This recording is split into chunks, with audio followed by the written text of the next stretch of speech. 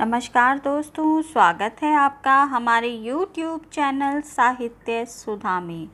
दोस्तों, हमारे इस चैनल के माध्यम से हम हिंदी विषय से UGC नेट JRF की परीक्षा की तैयारी कर रहे हैं, जिसमें हम यूनिट 5 को पढ़ रहे हैं। यूनिट 7, 8, 9 और 10 हम पूरी कर चुके हैं। यदि आप भी यूनिट 7, 8, 9 और 10 को पढ़ना चाहते हैं तो उनकी प्लेलिस्ट का लिंक मैं अपने डिस्क्रिप्शन बॉक्स में दे दूँगी, तो आप भी उन्हें देखकर कंप्लीट कर सकते हैं। अब बात करते हैं यूनिट 5 की। यूनिट 5 कविताओं की यूनिट है, जिसे विभिन्न कालखंडों में विभाजित किया गया है, जिसमें हम आदिकाल को पढ़ चुके हैं और भक्ति काल को पढ़ रहे हैं। जिसमें हम भक्ति काल का लगभग सारा पोर्शन पढ़ चुके हैं। हमारा एक ही टॉपिक उसमें शेष है। इसके बाद वाली वीडियो में हम वो भी कंप्लीट कर लेंगे। और आज हम मीरा पदावली को पढ़ेंगे। दोस्तों, सबसे पहले हम मीराबाई के विषय में जानेंगे तथा उनके अन्य रचनाओं के विषय में जानेंगे। उसके बाद हम विश्वनाथ त्रिपाठी जी द्वारा संपादित मीराबाई के कुछ पदों को पढ़ेंगे, क्योंकि ये ही हमारे सिलेबस में लगे हुए हैं। तो दोस्तों, शुरू करते हैं आज की वीडियो को। मीराबाई का सबसे पहले हम जीवन परिचय देखेंगे। कृष्ण भक्ति शाखा की महान हिंदी कवयित्री मीरा का जन्म और मृत्यु दोनों ही विवादास्पद हैं। जैसे कि अन्य कवियों के विषय में भी हमने देखा, लेकिन किसी का भी एग्जैक्टली पता नहीं है कि जन्म किस समय हुआ। ऐसे ही मीरा का भी है। डॉक्टर नगेंद्र के अनुसार मीरा का जन्म 1498 ईस्वी में हुआ था। मीरा का निधन 1598 या 1563 के बीच में हुआ, ऐसा माना जाता है। आचार्य रामचंद्र शुक्ल मीरा का जन्म 1563 में मानते हैं। मीरा का जन्म स्थान मेड़ता राजस्थान को माना जाता है। उनके बचपन का नाम पेमल था। मीरा की माता का नाम कमला और पिता का नाम रत्नसेन या रत्न सिंह था। मीरा का जो निधन है वो रणछोड़दास के मंदिर में गुजरात द्वारिका में हुआ था, ऐसा माना जाता है। मीरा के जो दादाजी थे उनका नाम राव दूदा था। मीरा के दादाजी जो थे वो एक बहुत ही फेमस व्यक्ति थे। कृष्ण भक्ति का संस्कार मीरा को अपने दादाजी से ही प्राप्त हुआ था। मीरा का विवाह महाराणा सांगा यानी संग्राम सिंह के बड़े पुत्र भोजराज के साथ हुआ था। यानी मीरा के जो पति थे उनका नाम भोजराज था। मीरा के गुरु रैदास या रविदास थे। रविदास के गुरु रामानंद थे। मीरा के दीक्षा गुरु चैतन्य संप्रदाय के जीव गोस्वामी से दीक्षित थे। यानी उन्होंने जो मीरा के गुरु जो थे संत रविदास और उनके भी गुरु जो रामानंद जी थे, वो चैतन्य संप्रदाय के जीव गोस्वामी से उन्होंने अपनी दीक्षा प्राप्त की थी। मीरा के विषय में कुछ प्रसिद्ध विद्वानों के कथन देख लेते हैं। आचार्य रामचंद्र शुक्ल जी ने मीरा के विषय में कहा है, मीरा का समस्त काव्य आंसुओं से सना और विरह से भीगा है। डॉक्टर नगेंद्र ने मीराबाई के विषय में कहा है, मीराबाई का काव्य उनके हृदय में निकले सहज प्रेमोच्छ्वास का साकार रूप है। डॉक्टर नामवर सिंह जी ने मीरा के विषय में कहा है, मीरा का काव्य नारी के मुक्ति का आवाहन है। रामविलास शर्मा जी ने मीरा के विषय में कहा है, मीरा का काव्य स्त्री की पराधीनता का प्रख्यान है, पुरुष प्रधान व्यवस्था के प्रति विद्रोह की घोषणा है। नरोत्तम दास स्वामी जी ने मीरा के विषय में कहा है, मीरा के काव्य रचना के लिए नहीं लिखा गया, यह तो अपने आराध्य के प्रति उन्मुक्त अभिव्यक्ति और प्रेम की घोषणा है। ये बात सत्य है, क्योंकि मीरा ने कोई ऐसे पुस्तक लिखने के लिए या कवित्री होने के लिए किसी काव्य की रचना नहीं की थी। वो तो कृष्ण भक्ति में जो उनके मन में आता था वो अपनी भक्ति में गाती थी, और वो ही मीरा के पद आगे चलकर कहलाए। आगे मैनेजर पांडे जी ने मीरा के विषय में कहा है, कबीर, जायसी और सूर के सामने चुनौती भाव जगत की थी। मीरा के सामने भाव जगत से अधिक भौतिक जगत की चुनौतियाँ थीं। उनकी चुनौतियाँ तथा कठिनाइयाँ पारिवारिक और सामाजिक जीवन की थीं, क्योंकि ये हम सभी जानते हैं कि मीरा जो थी वो बाल विधवा हो गई थी। उसके बाद उनके जो देवर थे वो नहीं चाहते थे कि मीरा कृष्ण भक्ति में इधर उधर कहीं भी जाएं, और इसका विरोध करते हुए उन्होंने किसी की नहीं मानी और वे साधु संगति में इधर उधर कृष्ण की भक्ति करती हुई घूमती थी, जो कि ये बात उनके परिवार में किसी को भी पसंद नहीं थी। तो इसीलिए मैनेजर पांडे जी ने ये बात कही है कि उनके सामने जो चुनौतियाँ थी और कठिनाइयाँ थी वो पारिवारिक और सामाजिक थीं। रोहिणी अग्रवाल जी के जो कथन है उनको देख लेते हैं। मीरा के पदों को यदि आध्यात्मिकता के कुहासे से मुक्त कर दिया जाए, कुहासे का मतलब कोहरा होता है दोस्तों, तो वे जीवन के राग, उल्लास, उत्सव और ठाट बाट के साथ ऐन्द्रिकता के उद्यम का भी संस्पर्श करते हैं। घोर लौकिकता के बीच घोर श्रृंगारिक बाना। पूनम कुमारी जी ने मीरा के विषय में कहा है, मीरा की कविताएं स्त्री चेतना के इतिहास की एक विलक्षण धरोहर हैं। आज तक जितनी भी स्त्री चेतना परक कविताएं लिखी गई हैं, उनमें बरबस मीरा की कविताओं को रख दिया जाए तो इनकी विलक्षणता की पहचान ज़्यादा आसान हो जाएगी, और शायद ज़्यादा तीखेपन की भी। स्त्री चेतना के संदर्भ में मीरा एक खास अर्थ में प्रासंगिक और आधुनिक हैं। सबसे आश्चर्यजनक बात यह है कि वे आधुनिकता के सारे प्रचलित प्रतिमानों से दूर रहते हुए भी आधुनिक और प्रासंगिक हैं। आगे मीरा की रचनाओं के विषय में जानेंगे। डॉक्टर नगेंद्र के अनुसार मीरा जी की 11 पुस्तकें हैं, जिसमें स्फुट पद या पदावली को प्रमाणित माना जाता है। स्फुट पद, राग मल्हार, गीत गोविंद का टीका, नरसिंह जी की हुंडी, नरसिंह जीरो मायरो, सत्यभामानुरूषण, राग सोरठ के पद, राग सौरभ के पद, रुक्मणी मंगल आदि मीरा की रचनाओं का संकलन मीरा की पदावली के रूप में उपलब्ध है। ये सारा का सारा जितना भी है ये मीरा की पदावली में संकलित है। अब मीरा के उपनामों को जान लेते हैं दोस्तों। सुमित्रा नंदन पंत जी ने मीरा को मरुस्थल की मंदाकिनी कहकर पुकारा है। ये बात इम्पॉर्टेंट है। विशेषतः माना जाता है कि अपने परिजनों के द्वारा परेशान करने पर मीरा ने एक बार तुलसीदास जी को पत्र लिखा था।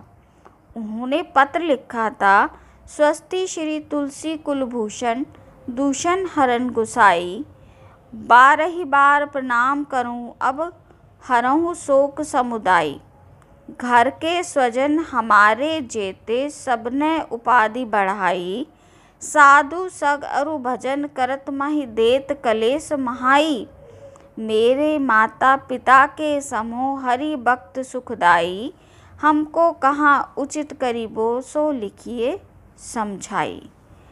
इस पद में मीरा जी ने तुलसीदास जी से कहा है कि मैं आपको बार बार प्रणाम करती हूँ और मैं आपको ये बताना चाहती हूँ कि मेरे जो स्वजन हैं, मेरे परिवार वाले हैं, सब मुझे साधु संगति में भजन करने जाने नहीं देते और मेरे साथ इस बात के लिए कलेश करते हैं। और जो हरि भक्ति है वो मुझे अपने माता पिता के समान ही सुखदाई लगती है। और अब मुझे ऐसी स्थिति में क्या करना चाहिए वो आप मुझे समझाने के लिए लिखिए। ऐसा मीराबाई जी ने इस पत्र में तुलसीदास जी को लिखा है। इस पत्र के उत्तर में तुलसीदास जी ने मीरा को विनय पत्रिका का एक पद लिखकर भेजा था। वो पद इस प्रकार है। जाके प्रिय ना राम वैदेही, तजिए ताहि कोटि बैरी सम, जदपि परम स्नेही, तजियो पिता प्रहलाद विभीषण बंधु भरत महतारी, बलि गुरु तजियो कंत ब्रज बंत नहीं, भय मुद मंगलकारी, नाते नेह राम के मनियत सुहद सुसेब जहाँ लो, अंजन कहाँ आँख जही फूटे, बहुतक कहो कहाँ लो, तुलसी सो सब भांति परम हित पूजे, प्राण ते प्यारो, जासो होय सन्हे राम पद, एतो मतो हमारो। यानी इसमें तुलसीदास जी ने जो उनका उत्तर लिख के भेजा है कि जाके प्रिय न राम वैदेही, जिसके प्रिय राम और वैदेही हैं, तजिए ताई कोटि बैरी सम, यद्यपि परम स्नेही, बाकी जो उसे उन्हें त्यागता है वो उनके दुश्मन के समान है। यानी वे मीरा जी को ये समझाना चाह रहे हैं कि जैसे मेरे जो परम पूज्य हैं वो राम हैं, जो मुझे उनको त्यागने को कहता है वो मेरा परम शत्रु है, उसी प्रकार तुम्हारा भी जो तुम्हें श्री कृष्ण की भक्ति को त्यागने को कहता है वो परम शत्रु है।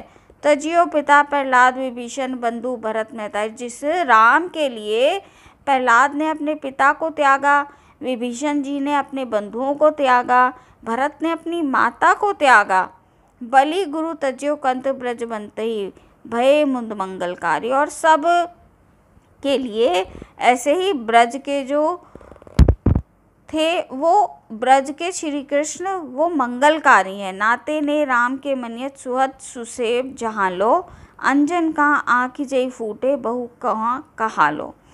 इस पद में तुलसीदास जी ने उन्हें ये समझाने का प्रयास किया है, कुछ शब्दों में मैं आपको बता देती हूँ कि अपने जो आपके जो पूज्य हैं, जैसे राम जी के लिए इन लोगों ने सब कुछ त्याग दिया था, उसी तरह तुम भी बाकी चीज़ों को त्याग दो और केवल अपने श्री कृष्ण के पूजन में ही अपना मन लगाओ। तो ये उन्हें उत्तर लिखकर भेजा था।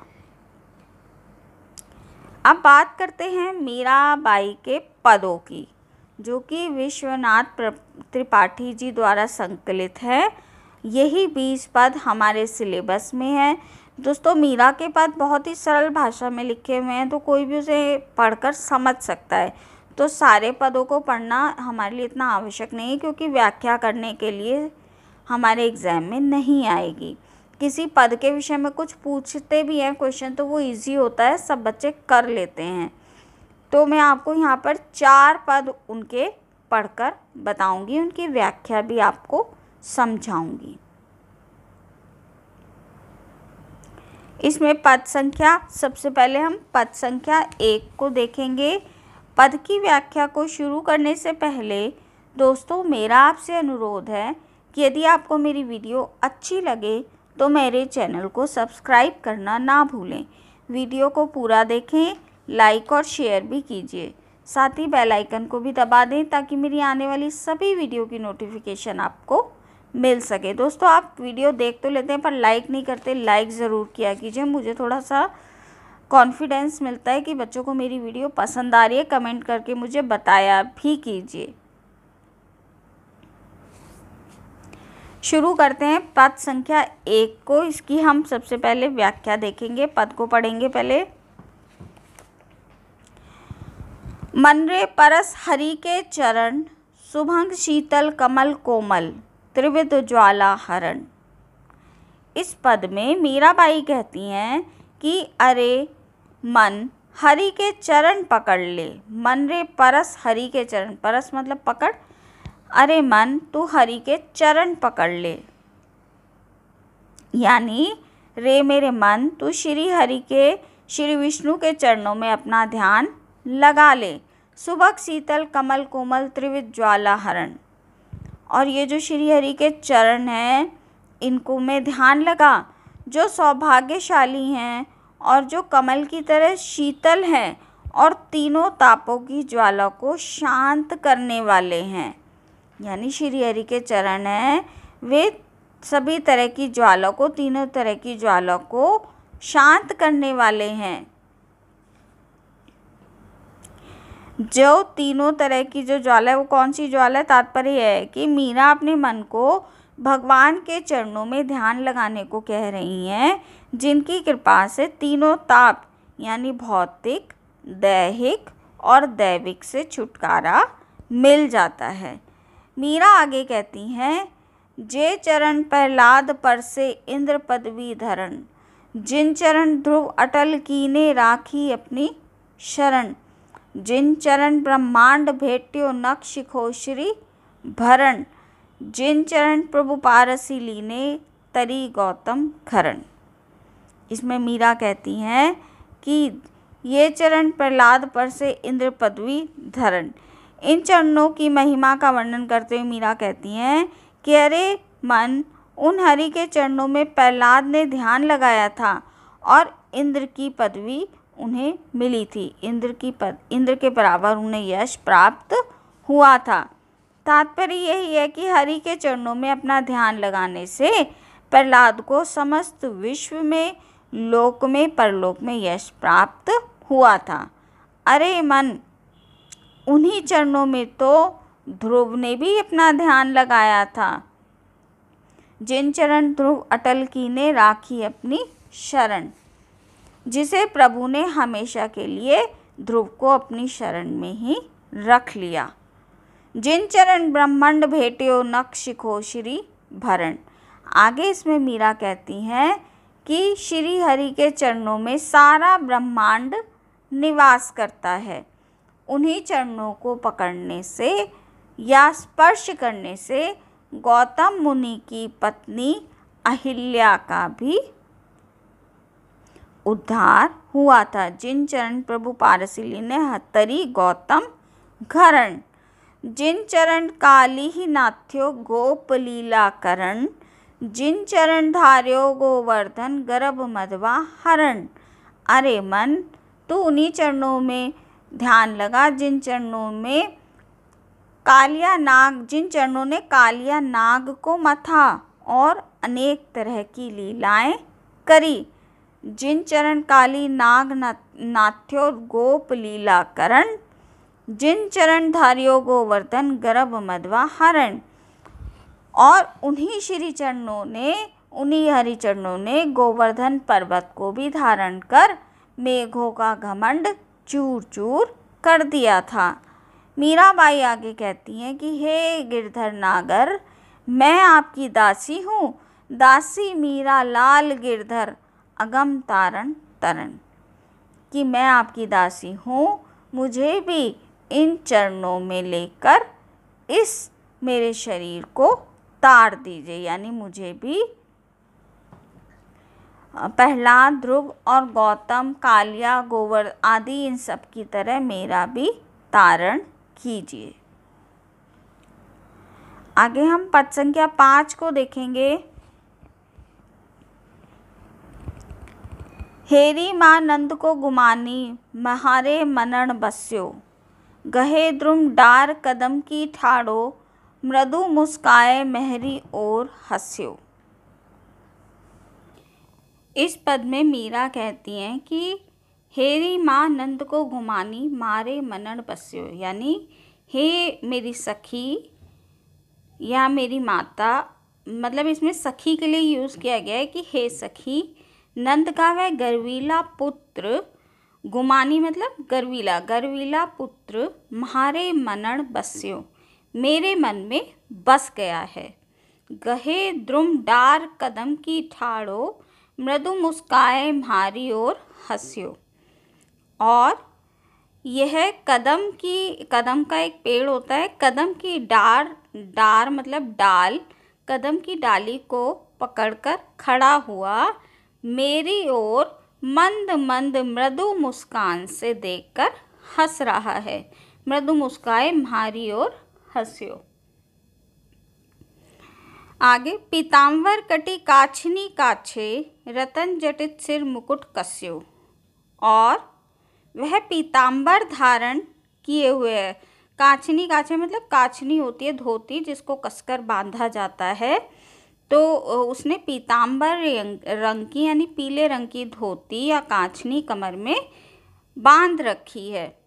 और रतन जटित सिर मुकुट कस्यो, और अपने मस्तक पर रत्नों का जड़ित मुकुट सुशोभित है। उसके मस्तक पर रत्नों का जटित मुकुट सुशोभित कर रखा है। मीरा के प्रभु गिरधर नागर, निरख बदन म्हारो मनड़ो फस्यो। आगे मीरा कहती हैं कि मीरा के आराध्य वे ही गिरधर नागर हैं जिनकी अपूर्व मुख छवि को देखकर मेरा मन उनमें फंस गया है, अर्थात उनके सौंदर्य सम्मोहन से अभिभूत हो गया है। आगे हम अगला पद देख लेते हैं। बरजी में काहू की नाही रहूं, सुनोरी सखी तुम सो या मान की साची बात कहूं। मीराबाई इसमें कहती हैं कि अरे सखी, मुझे यदि रोका गया तो मैं किसी की नहीं सुनूंगी, अर्थात कृष्ण की भक्ति करने से मुझे यदि रोका गया तो मैं श्याम के बिना नहीं रह पाऊंगी। बरजी मैं काहू की ना ही रहूं, सुनोरी सखी तुमसे मन की साची बात कहूं। और तुमसे ही मैं अपने मन की सच्ची बात कहती हूँ कि मैं किसी के रोके से नहीं रुकूंगी कृष्ण की भक्ति करने से। आगे मीरा कहती हैं, साधु संगति करी हरि सुख लेऊं, जगते हो दूरी रहूं। कि साधु की सत्संगी लोग हरि की भक्ति करके संसार से दूर रहते हैं, अर्थात इस संसार से दूर रहकर ही हरि को पाया जा सकता है। तन धन मेरो सब ही जावो, भल मेरो शीस लहूं। अरे सखी, हरि से दूर रहने पर मेरा मन और शरीर चला सा जाता है, अर्थात बिना श्री कृष्ण के मैं अपने तन और मन पर अधिकार नहीं रख पाती हूँ। वो ऐसा लगता है जैसे कि है ही नहीं। मन मेरो लागो सुमिरन सेती, सबको मैं बोल सहूँ। मीरा कहे प्रभु गिरधर नागर, सतगुरु शरण रहूं।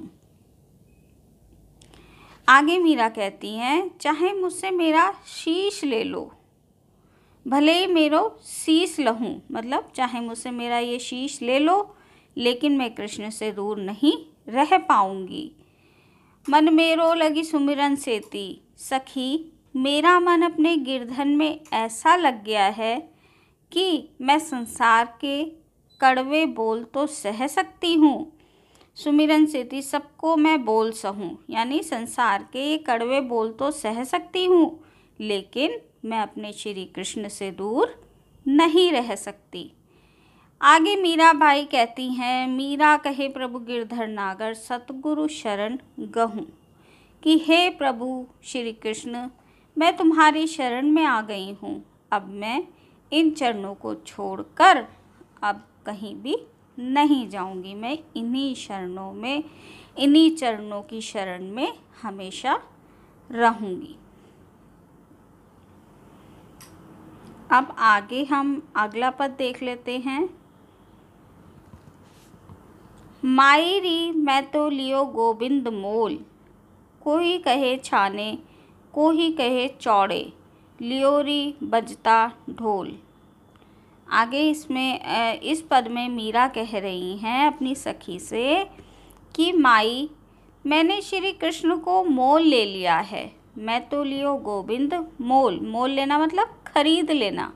कि हे सखी, मैंने तो श्री कृष्ण को अपने खरीद लिया है। कोई कहे छाने, कोई कहे चौड़े, लियोरी बजता ढोल। कोई कहता है कि अपने प्रियतम को बिना किसी को चुपचाप बताए मैंने पा लिया है।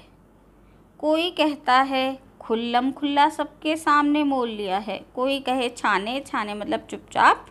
कोई कहे चौड़े यानी सबके सामने ही मैंने लिया है। लियोरी बजता ढोल। लेकिन मैं तो ढोल बजाकर कहती हूँ कि मैंने सभी के सामने बिना छिपाए श्री कृष्ण को लिया है। कोई कहे मूंगो, कोई कहे सूंघो, लियोरी तराजू तोल। कोई कहता है ये तुमने महंगा सौदा किया है। मूंगो मतलब महंगा।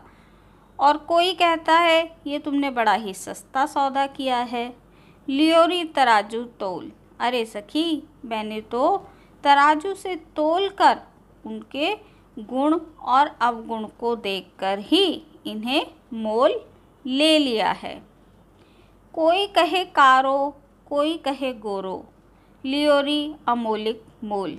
कोई कहता है कि इनका रंग तो काला है और कोई कहता है गोरा है, मगर मैंने तो अपनी आँखों को खोलकर यानी सब कुछ देखकर और समझकर गोविंद जी को खरीदा है।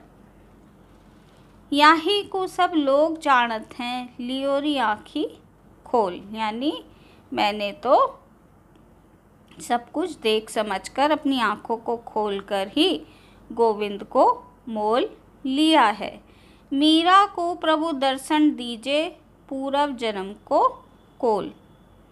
मीराबाई कहती हैं कि श्री कृष्ण को प्राप्त करने के लिए मुझे चाहे कितना भी कठिन जतन करना पड़े, मेरे लिए वह बहुमूल्य वस्तु हैं जिसकी कीमत आंकी नहीं जा सकती।